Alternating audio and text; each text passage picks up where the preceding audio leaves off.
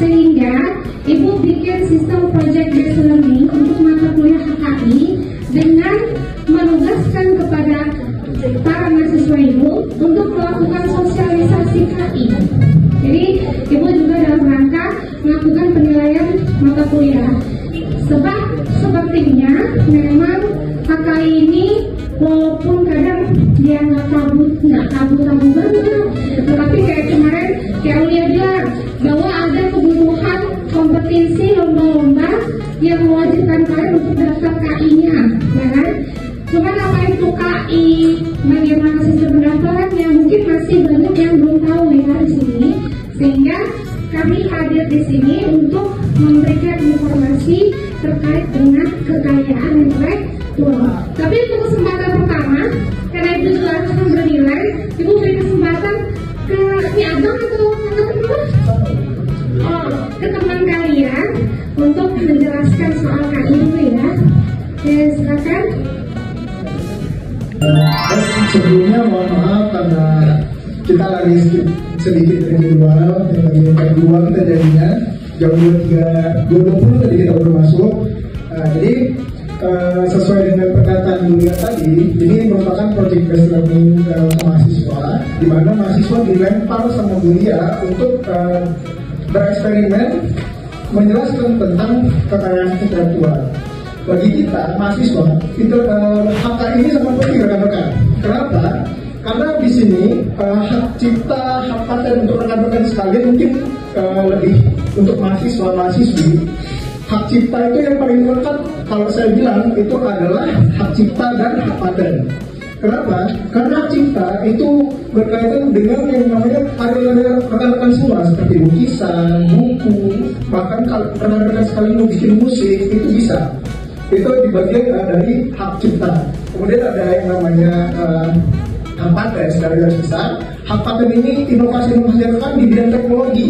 Kayak misalkan contoh tadi rekan kita yang menemukan yang namanya obat kulit jengkol ya. Yang kulit jengkol ya, obat kanker.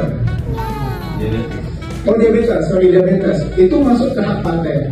Nah, jadi untuk mendaftarkannya, kalian rekan-rekan nggak perlu ribet-ribet ngurus ke dirjen pajak atau ke hak-hak ke bagian instansi pemerintah, karena di Umrah sendiri sudah menyediakan yang namanya HKI, sentra HKI Umrah namanya, yang dimana kebetulan ketuanya adalah dosen kita Budia Nuraini SMH, yang dimana sebenarnya beliau ini sangat responsif loh, karena kan dia ini dosen paling kami cintai di prodi hukum. Jadi sedikit sakit sebenarnya hati kami begitu lihat dengar dosen kami di ghosting ya.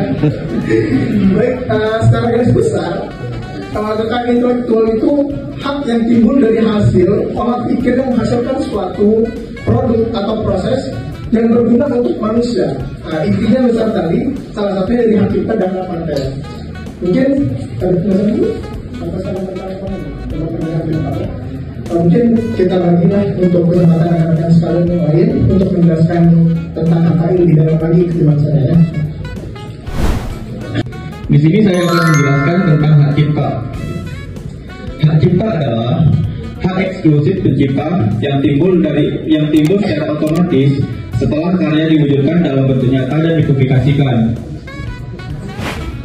Hak cipta ini diatur di dalam Undang-Undang Nomor 28 Tahun 2014 yang dimana itu menjelaskan tentang hak cipta.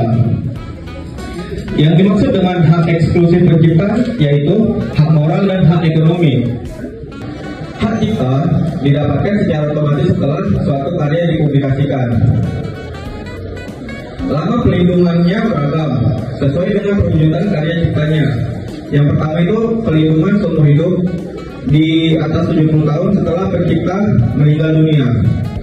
Untuk karyanya itu berupa buku, lagu atau musik, lukisan, tari drama, peta, seni motif, dan karya-karya sejenisnya.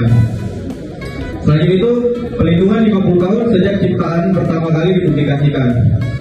Contohnya itu berupa fotografi, sinematografi, program komputer, terjemahan atau adaptasi, atau modifikasi karya ciptaan lainnya. Yang ketiga itu pelindungan 25 tahun sejak ciptaan pertama pertama kali dipublikasikan. Untuk karya ini berupa seni terapan. Adalah eksklusif yang diberikan oleh negara kepada inventor atas hasil invensi di bidang teknologi. Dari definisi tersebut jelas dapat diartikan bahwa paten memiliki tujuan mencegah pihak lain untuk mengeksploitasi secara komersial suatu invensi. Dengan demikian inventor atau pemegang paten dapat mengambil manfaat ekonomi atas invensi tersebut. Jadi di sini saya akan menjelaskan mengenai desain industri. Nah, desain industri itu adalah hak eksklusif atas bentuk, garis, pola, atau warna dari suatu produk selama tampilan itu bersifat baru dan unik. Jadi desain industri ini melindungi penampilan luar dari produk tersebut.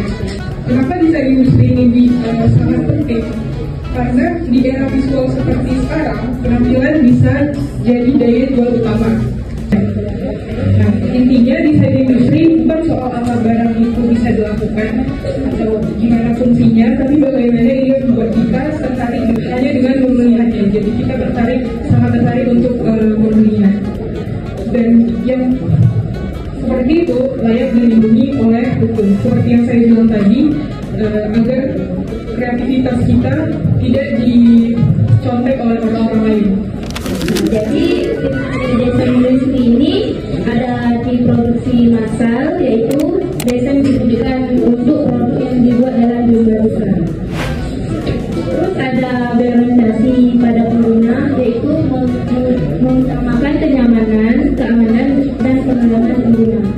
Karena itu membeli sesuatu barang seperti sepatu olahraga, kan itu ada merek biasanya. Kita itu harus mencoba dulu, kalau sudah cocok baru kita beli, dan kita juga melihat mereknya apakah itu bagus atau tidak. Kalau memang cocok kita beli, kalau itu barangnya produk original. Contoh produk desain industri ini ada seperti HP, yaitu ada mereknya, ada merek iPhone atau merek Samsung dan juga lain-lain. Nah, terus ada biasanya seperti kursi sekarang ini kan ada langsung dengan meja, yaitu seperti kita bisa menulis dan tanpa harus ada meja yang seperti berpisah dengan kursi. Sekarang kan udah ada langsung kursi langsung ke meja itu. Desain industri berbeda, merek beda, DTSL atau desain etase terpadu pun beda. Contoh, kemarin ribut-ribut antara Ahmad Dhani dengan Ariel Noah. Habis itu Ahmad Dhani sama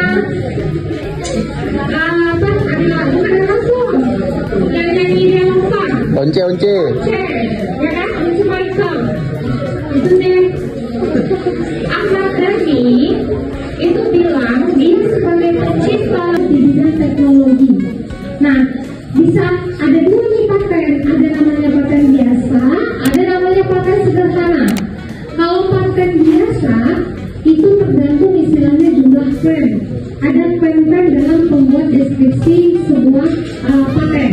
Sudah benar ya, tadi ada surat pernyataan, surat pengalihan sesuai dengan yang saya tadi sudah lengkap. Kemudian dibuat oleh tim KKI, Ibu dan tim. Itu kami ada pembagian tugas.